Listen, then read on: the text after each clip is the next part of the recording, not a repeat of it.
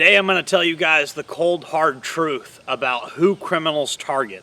Criminals are very, very careful about who they target. Me, having been around criminals for years and knowing how they think, I just sat in a parking lot. I just sat there watching people, and I decided if I was a desperate criminal that needed some quick money, which one of these people would I rob, right? And so I saw a couple people get out their truck, and you know, one of them had like a biker, like Harley Davidson shirt. The other one had some khaki tactical pants, actually. And I was like, yeah, those two right there, definitely not robbing them two. Yeah, I saw some guys that were grown-ass men, but the way they were carrying themselves, they really thought they were at the beach. They had their phone in their hand like this. They didn't know where they were going. They were all wearing flip-flops and sandals and shorts. And they didn't seem to have any situational awareness whatsoever. When they pulled up, they were blaring loud music that, you know, they couldn't hear anything. And I thought to myself, if I was a criminal, if I was a bad person, and I was trying to pick who I'm going to rob, these are actually the people that I would pick, because they're completely oblivious to what's going on around them.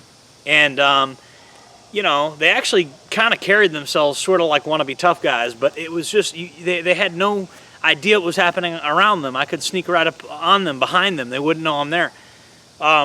So criminals pick their victims very, very carefully. They want to pick somebody that they think either isn't going to fight back, or even if they do fight back, they're not going to put up much of a fight, right? If I see somebody that's wearing clothing like they're at the freaking beach or something, like they don't know where the hell they're at, you know, if I see somebody that doesn't even have the discipline to get dressed properly when they leave their house, you know, they go to Walmart wearing some fucking pajamas or something, then I know that this is going to be an easy mark. I know this is a person that's not going to fight back. They've just stumbled out of their house. They're not even wearing the proper shoes, the proper footwear for a physical altercation. Everything about them screams, I'm not ready. And you'll see time and time again, this is who they're going to pick. They're going to pick somebody they think has money. They're going to pick somebody they believe is clueless and oblivious to what's going on. Don't be that person, right? And I got great news for you guys. If you've been in the survivalism, prepping, firearms community, martial arts community, they always tell you, you can't buy your way into be a better shot. You can't buy your way into being a better operator, a better tactician, a better survivalist. You can't buy those things. Well, I got some good news for you. I finally have a problem you can buy your way out of.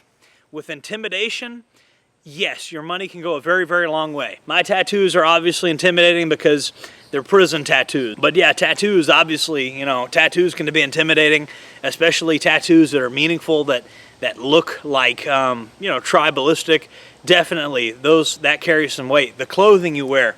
Right now, I'm wearing olive drab green. It's good for physically blending in, yes, but in this part of the country, this olive drab green look is associated with SWAT teams, law enforcement. It's associated with the best of the best in terms of like the people that are really going to kick in your door, right? So this is a look that criminals fear, olive drab green. But black is also very psychologically intimidating as well. I like olive drab green because it also allows you to blend in if you want to blend in. As you can see, there's a lot of green around here. So there's that. But, you know, in this part of the country, this coloration, this color gear is associated with authority. You looking at me right now, would you believe me if I told you that about 1.5 years ago I was in prison? Would you believe me if I told you that? Well, it's fucking true. I'm a former convict, right? So here I am looking like I'm in a SWAT team, all right? Here I am looking like I'm in a SWAT team, but this time 1.5 years ago I was in prison, right? And so what does that say? It says that, you know, psychological warfare is huge, 100%. If you want to intimidate criminals and keep criminals from messing with you, you have to have psychological warfare. Now, does that mean you walk around looking like this all day, every day? No. However, earth tones, green, brown, tan, black, these are good for physically hiding if you ever needed to, but they're also intimidating colors that criminals associate with authority. I often hear about gray man theory this, gray man theory that. But the people pushing gray man theory are the people that have not actually dealt with criminals that much, Gray man theory is good for hiding from the government. It's good for hiding from authorities. It's not good for deterring criminals. I don't just wear this load-bearing equipment for no reason either. I'm using this particular setup for my pepper ball setup. I've got videos where I've done reloads with it. If you want to not be targeted by criminals, situational awareness. Show that you know what's going on. Make eye contact with the person that you think is scoping you out and just look at him and just nod like, hey, I see you watching me. You don't got to say anything to him unless he's just eyeballing you like crazy. Then you could say something. But in terms of just making eye contact and just nod like, yeah, I see you, you're watching me, right? Boom. Let the person know that you know they're there. If somebody's looking at you, you don't want to look away as if you're afraid of them. You want to make eye contact with them and nod like, hi, I see you there. And more often than not, they're going to nod right back and then they're going to go about their business because they know, okay, that one right there is going to fight back.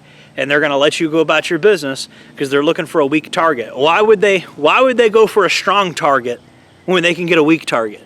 Think about it. Why would you want to go for a strong target that's going to put up a fight when you could go for a weak target? Patches are intimidating. Morale patches, 100%. These are intimidation devices. That's what they're for. The skull mask is an extreme case of using intimidation and tactics. Yeah, obviously the skull mask, it's not very good for blending in. The skull mask could probably give away your position. It doesn't look very natural. If you were trying to hide in the woods with a skull mask, like, yeah, you could possibly give away your position and get shot. So it's definitely not a camouflage thing. It's an intimidation thing. That's why bikers and commandos and stuff wear skull masks in certain operations, certain settings. It's an intimidation thing. Good posture. Good posture is definitely good. Make sure to stand up straight. I know, I got you guys got the nerdy hunchback of Notre Dame thing going on. Like, oh, I'm a computer nerd. No, you stand up straight, have good posture. I don't care if you got man boobs or whatever. I got man boobs, but I still stand up a good posture, 100%. You need to stand up tall and proud, because I promise you, bro, from experience, this looks a lot more awkward than this, okay?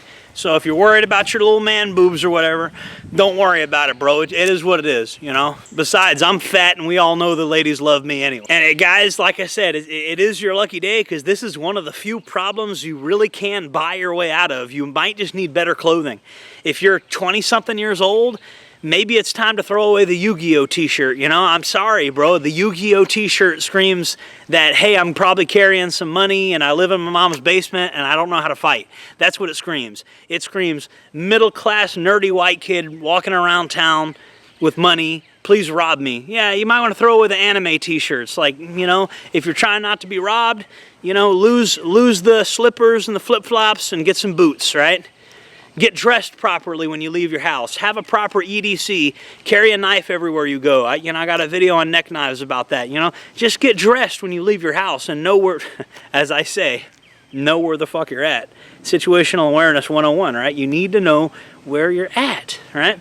But the good news is, like I said, you can kind of buy your way out of the situation. Now, granted, lifting weights, you can lift weights all day and look like Wes Watson. And yeah, Wes Watson's a pretty big, intimidating dude. But I'm not going to lie. The clothes really do make the man in terms of intimidation. I'm telling you. I've seen it. A person wearing all black tactical clothing simply looks a lot more intimidating than a guy wearing a Yu-Gi-Oh shirt or some anime bullshit, right? And flip-flop. It's all about how you dress and how you carry yourself. Because you could be a fat guy and still be intimidating, Oh, beards. Beards are obviously intimidating, 100%. It's just hardwired in our brains. Beards signal testosterone. They signal that you're a warrior. And in modern times, beards signal that you're not really giving a shit about what society thinks.